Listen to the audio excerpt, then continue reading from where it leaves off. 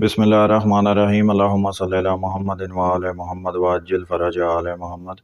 अज़ीज़ान गिरामी कदर, चंद दिन पहले एक शिया मौलाना अल्लामा ग़ुलाम हुसैन वजदानी साहब को गिरफ़्तार किया गया और उनकी गिरफ़्तारी की वजह या उनका कसूर सिर्फ़ इतना था कि उन्होंने हक़ को बयान किया, यानी उन्होंने पाक बीबी सैयदा सलामुल्लाह अलैहा की शहादत को बयान किया। अब ये वो शियों का अक़ीदा नज़रिया है, ये वो हकीकत है कि जिस वजह से शिया सदियों से शियों की गर्दनें काटी जा रही हैं, शियों ने कुर्बानियाँ दी, शियों की शहादतें हुई, लेकिन हक़ बयान करने से शिया ना कभी माजी में हटे, ना मुस्तकबिल में हटेंगे और ना ही हाल में हट रहे हैं। लेकिन मुल्क पाकिस्तान में एक अमन व अमान कायम रखने के लिए आपस में फितना फसाद या इंतशार बिल्कुल भी नहीं फैलाना चाहिए। और वैसे भी अगर आप वजदानी साहब की तकारीर उठा कर देख लें, वो हमेशा आपको भाईचारे और प्यार मोहब्बत बांटने का दर्स देते हुए नज़र आएंगे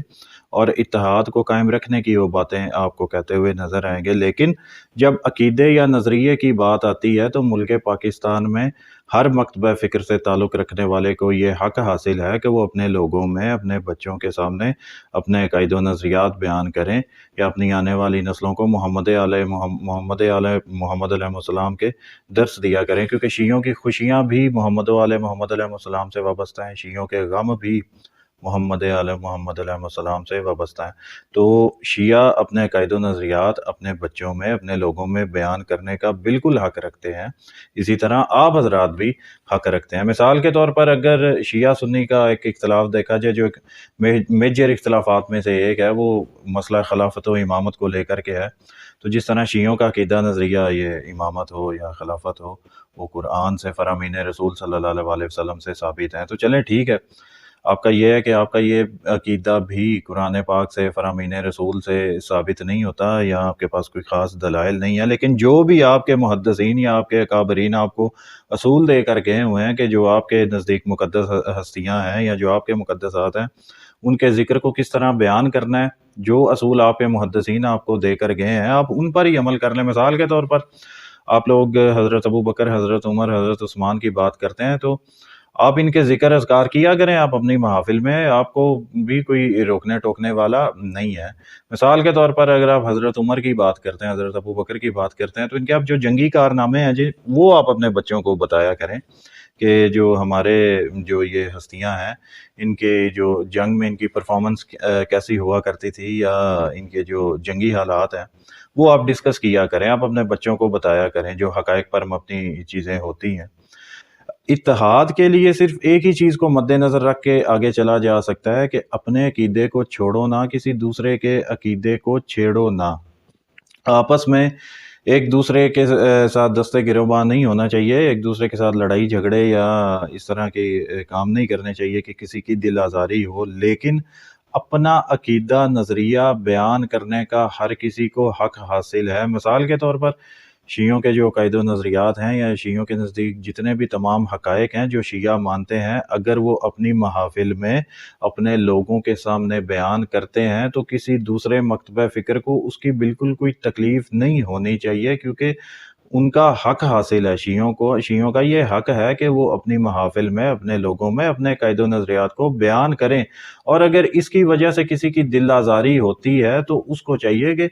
इस चीज़ को बर्दाश्त करें, क्योंकि जो तहकीक आप लोगों के यहाँ है या जो जो चीज़ आप लोगों ने अडॉप्ट की है, आपने वो बयान भी करनी है, आपने वो उस चीज़ के ऊपर आपने कायम भी रहना है। तो इसी तरह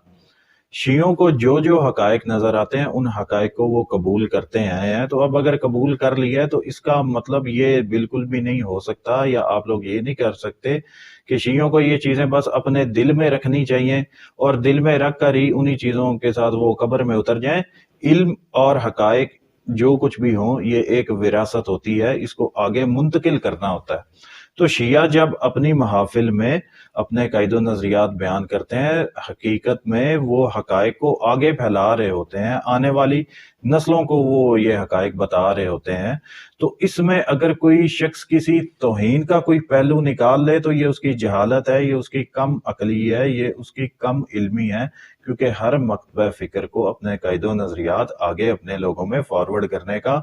हक़ हासिल है। तो आप ये काम आप छोड़ दें कि अगर आप गिरफ्तारियां करवाना शुरू कर दें, गिरफ्तारियां तो बहुत छोटी चीज़ है। آپ لوگوں نے قتل عام شیعوں کا کیا، لیکن شیعہ ہمیشہ سے حق بیان کرتے آئے ہیں اور آگے بھی حق بیان کرتے رہیں گے، تو لہٰذا آپ امن کی فضا کو خراب کرنے کا بالکل بھی آپ نہ سوچا کریں۔ آپ اپنے آپ کو ان رکھنے کے لیے یا انتشار فتنہ فساد پھیلانے کے لیے اگر آپ کو کوئی اور راستہ ملتا ہے تو آپ وہ راستہ اختیار کریں، لیکن راستہ ایسا ہو کہ جس میں نہ کسی کا خون بہے، نہ کسی کا جانی مالی کوئی اس طرح کا کوئی بھی نقصان نہ ہو، اور آپ اپنے قائد و نظریات کو اپنے لوگوں کے سامنے پیش کیا کریں۔ یہ آپ کا بھی حق حاصل ہے، آپ اپنے قائد و نظریات آپ لوگوں میں بیان کرو، شیعہ اپنے قائد و نظریات اپنے لوگوں میں بیان کرتے ہیں، تو اسی چیز کو لے کر ماحول کو بڑی آسانی سے صاف ستھرا کیا جاتا ہے۔ لیکن یہ گرفتاریاں کروانا یا دنگے فساد کروانا یا گنڈا گردیاں کروانا، یہ چیزیں آپ چھوڑ دیں، کیونکہ آپ حضرات جو غیر شیعہ حضرات ہیں، غیر ملکی یا جو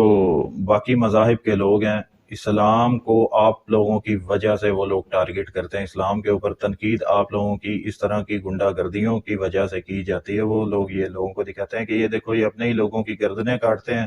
اپنے ہی لوگوں کو جیلوں میں ڈلواتے ہیں، تو ان لوگوں نے باقیوں کو درس کیا دینا ہے؟ تو جو غیر شیعہ حضرات جو اس طرح کی سوچ رکھتے ہیں، جن کے اندر انتہا پسندی ہے، پہلے ہی آپ لوگوں کی وجہ سے اسلام کو بہت زیادہ نقصان پہنچا ہے، تو آپ لوگوں کو یہ چاہیے کہ آپس میں اتحاد کی فضا کو قائم کر کے پورے جتنے بھی مسلمان، چاہے کسی بھی فرقے سے کسی کا بھی تعلق ہو، وہ سارے آپس میں مل کے آپس میں اتحاد کر کے جو اسلام دشمن عناصر ہیں ان کے خلاف آپ کارروائیاں ڈالا کریں۔ لیکن آپ حضرات جو اسلام دشمن حضرات ہیں یا جو اسلام دشمن عناصر ہیں، آپ ان کا اعلی کار بن کے اسلام کا لبادہ اوڑھ کے یا خود کو مسلمان ظاہر کروا کے مسلمانوں کے اوپر جو ظلم و جبر کر رہے ہو، اس سے شیطان اور اسلام دشمن جو طاقتیں ہیں وہ خوش ہوتی ہیں۔